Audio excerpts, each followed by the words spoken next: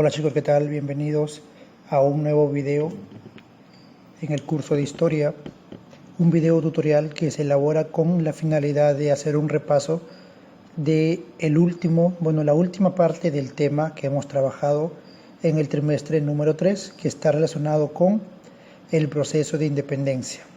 Muy bien, el video de esta semana consiste en hacer un repaso de las corrientes libertadoras tanto del sur como la del norte y el primer ordenamiento jurídico de nuestro país.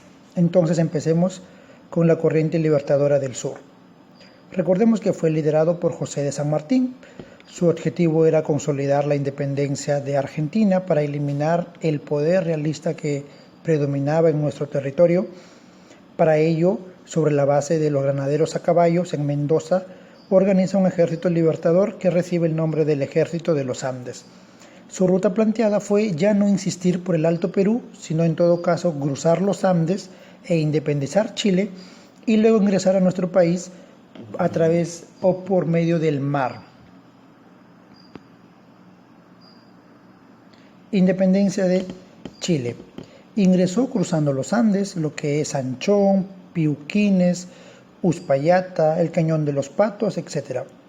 En dicho país se desarrollaron 3 batallas, la de Chacabuco, Cancha Rayada en la que es derrotado y finalmente consolidó la independencia del país sureño tras la batalla de Maipú el 5 de abril de 1818. Recordemos que Argentina ya había sido independizado, es el primer país en Sudamérica en 1816.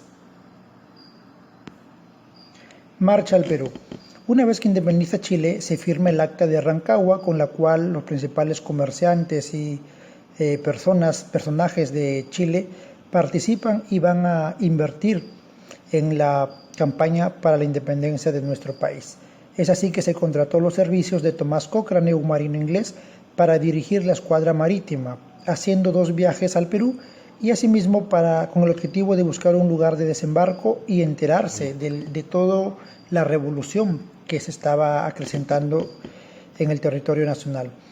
Partió de Valparaíso, Chile, en agosto de 1820 y desembarcó en nuestro país en la bahía de Paracas, provincia de Pisco, el 7 de septiembre del mismo año.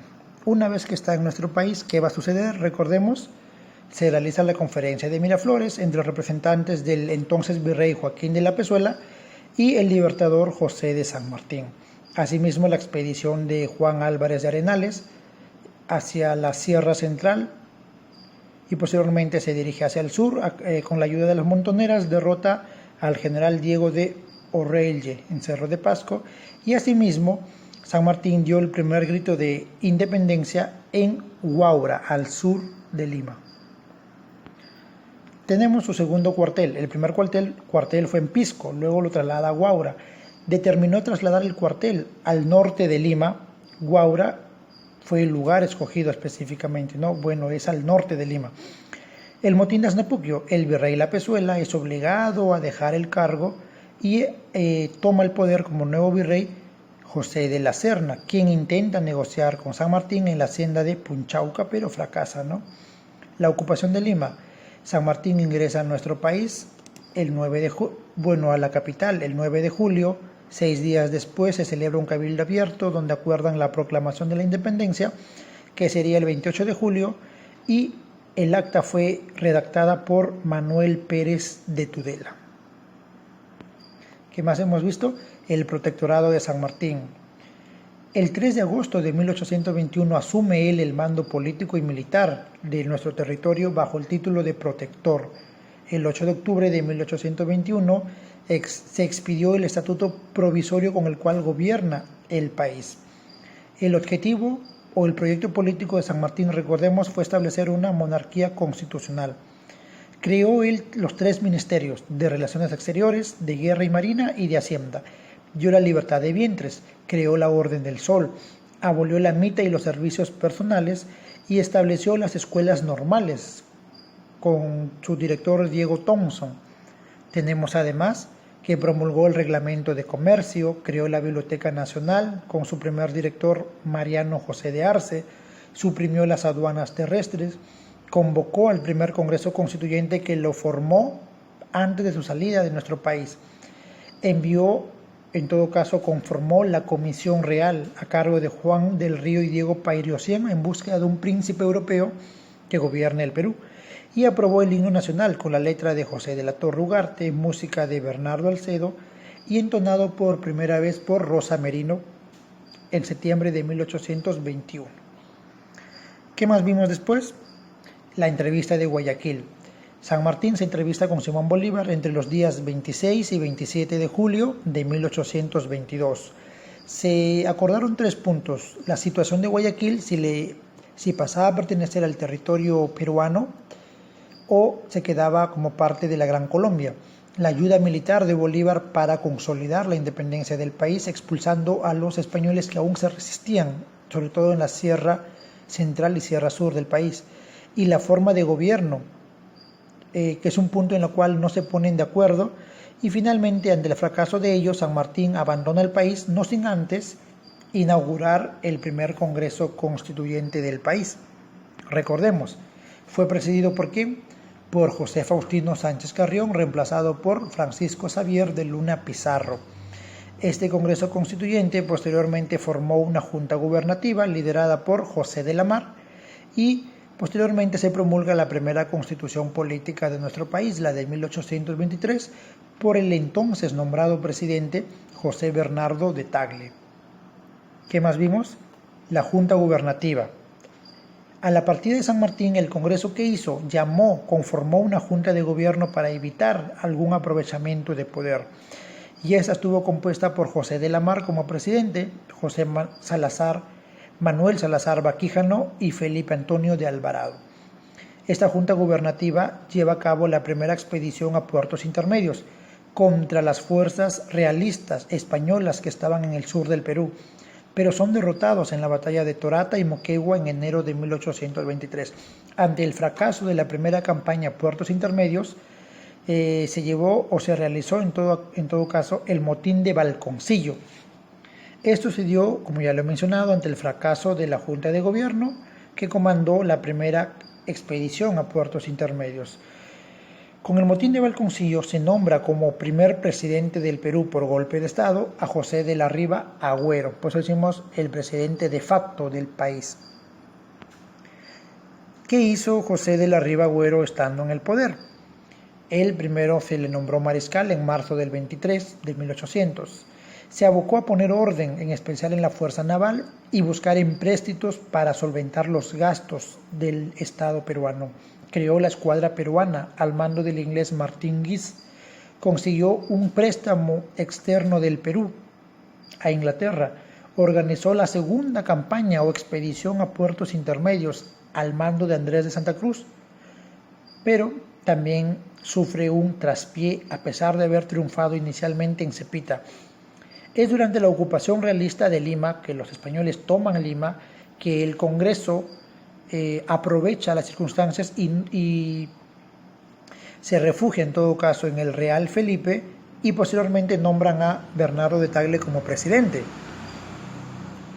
Ribagüero se trasladó a Trujillo, entonces el Congreso desconoce ello y justamente primero le concede la suprema autoridad militar a Antonio de Sucre, pero posteriormente el Congreso nombra como presidente a José Bernardo de la Torre Tagle, quien promulga la primera constitución política del Perú de 1823, la Constitución Madre, que es de carácter liberal y estableció que el gobierno del Perú era popular y representativo, con la división de poderes: legislativo, ejecutivo y judicial. ¿Qué más se desarrolló? ¿Qué más hemos visto? La corriente libertadora del norte. Esta fue liderada ¿por quién? Por don Simón Bolívar. ¿Cuál era el objetivo? Consolidar la independencia de América. Y su proyecto político consistía en estructurar la Confederación de los Andes, que debía ser integrada por Perú, Colombia, Venezuela, Ecuador y Bolivia. Su marcha al Perú. Antes de su llegada a nuestro territorio, Simón Bolívar logró la independencia de los países del norte, en todo caso de América del Sur. Nos referimos a Colombia tras la batalla de Boyacá, de Venezuela tras la batalla de Carabobo y de Ecuador tras la batalla de Pichincha. Después de ello, llegó al país a bordo del bergantil El Chimborazo y desembarcó en el Callao a inicios del mes de septiembre en 1823. Encontró una situación, dos presidentes en el país, Ribagüero en Trujillo y Torre Tagle en Lima. Ambos van a ser acusados de traición por negociar con los realistas y Ribagüero abandona el país y Torre Tagle se refugia en el Real Felipe, donde meses después fallece. ¿Qué sucede después? Que hemos visto los principales hechos de Bolívar en el país. Llevó a cabo la consolidación de la independencia de nuestro país tras las victorias en dos batallas muy importantes, la de Junín, conocida como Batalla sin Humo o Batalla de los Sables, que se desarrolló en las pampas de Chacamarca en agosto de 1824. Los patriotas, liderados por Mariano Necochea, logramos la victoria, ¿correcto? Fue un triunfo muy importante. Luego tenemos la batalla de Ayacucho, el 9 de diciembre de 1824, en la pampa de la Quinua. Estas estuvieron al mando de José de Sucre y las realistas al mando del virrey La Serna. Sucre con el apoyo de José de la Mar, Miller y Gamarra, quien fue el estratega del triunfo, junto con los montoneros o las montoneras dirigidas por Marcelino Carreño, y la decisión de José María de Córdoba permitieron el triunfo. Y tras finalizada esta batalla de Ayacucho, se firmó la capitulación de Ayacucho entre Sucre por los patriotas y Canterac por los realistas, ya que el virrey La Serna estaba herido. ¿Qué se estableció en ello? España reconoce la independencia del Perú. El Perú reconoce las propiedades de los españoles que se queden en nuestro territorio. El Perú paga los gastos de los españoles que quieran regresarse a su país y además el Perú reconoce una deuda de la independencia. Ramón Rodil, un español, él va a resistir y se negó a negociar, se negó justamente a llegar a cualquier acuerdo o reconocer la capitulación de Ayacucho y se atrincheró en el Real Felipe, pero después, hasta 1826, logró su resistencia, esperando que la corona española envíe apoyo, refuerzos, pero no fue así y finalmente es derrotado. Ramón Rodil, el último bastión realista en el Perú, ¿no? Luego tenemos la dictadura de Bolívar. ¿Qué hizo Bolívar durante su estadía en el Perú? Recordemos que él asume el gobierno con el título de dictador. Fundó el diario El Peruano, creó las escuelas normales departamentales para formar profesores, fundó la Universidad de la Libertad de Trujillo, fundó el Colegio de Ciencias y el primer colegio de mujeres llamado Educandas en el Cusco. Reglamentó la venta del oro y la plata bajo la política económica liberal, dependiente de Inglaterra. Estableció las Cortes Superiores en Trujillo, Cusco, Arequipa, habilitó importantes puertos como Ancón, Chorrillos y Arica y mandó fundar el Ateneo Peruano por sugerencia del sabio peruano Mariano Rivero. ¿Qué más realizó? Creó el Colegio Bolívar en Lima, base de los colegios San Carlos y El Príncipe. Estableció la bandera de 3 franjas verticales en cuyo centro iría el escudo de armas. Estableció el estandarte y creó el escudo de armas, ¿no? Con los dibujos de la vicuña, la quinua y la cornucopia, a Gregorio Paredes, que fue el encargado, ¿no? Creó los departamentos de La Libertad, Arequipa, Puno, Junín, Ayacucho, Cusco y Lima. Elaboró la Constitución Vitalicia de 1822 y creó la Federación de los Andes, conformada por la Gran Colombia, Perú y Bolivia, pero no se llegó a estructurar como tal, porque justamente recibe oposición a este proyecto político que él quería. Tenemos entonces como última parte el Consejo de Gobierno. La federación se tambalea, no tiene apoyo. Colombia además estaba en una crisis económica y Francisco de Paula intrigaba contra Simón Bolívar en Santa Fe. Bolívar encuentra resistencia, oposición a su proyecto político y es entonces que decide renunciar a la presidencia de nuestro país y dejó el mando a un consejo de gobierno que fue presidido por Andrés de Santa Cruz. promulgando la Constitución vitalicia de 1826, pero dicha Constitución solo gobernó el país por algo de 50 días, pero se eliminó y se regresó a la antigua, la de 1823. Decimos que en realidad no se cuenta como una Constitución que rigió los destinos de nuestro país, porque recordemos que en toda la historia republicana solo hay 12 constituciones políticas. Santa Cruz finalmente convocó a un segundo Congreso Constituyente y a elección del presidente y vicepresidente Javier de Luna Pizarro, este Congreso eligió como primer presidente del Perú a José de la Mar, asumiendo funciones desde 1827, con el cual se inicia el otro periodo de la historia del Perú republicano, conocido como el primer militarismo hasta 1872. Entonces, esto ha sido un repaso de la segunda y última parte del tema proceso de independencia, como un refuerzo para aquellos que deseen consultarlo para el desarrollo de su examen trimestral que se están realizando, y asimismo para los exámenes de reprogramación o recuperación, ¿ok? Para informarles además que ya se concluyó con el registro de notas de las evaluaciones que se han venido dando, así que ya puedes más o menos ustedes saber la nota de sus tareas de los exámenes. Y bueno, creo que esto es el último video tutorial. Fue un gusto trabajar con ustedes, muchas gracias y será hasta una nueva oportunidad.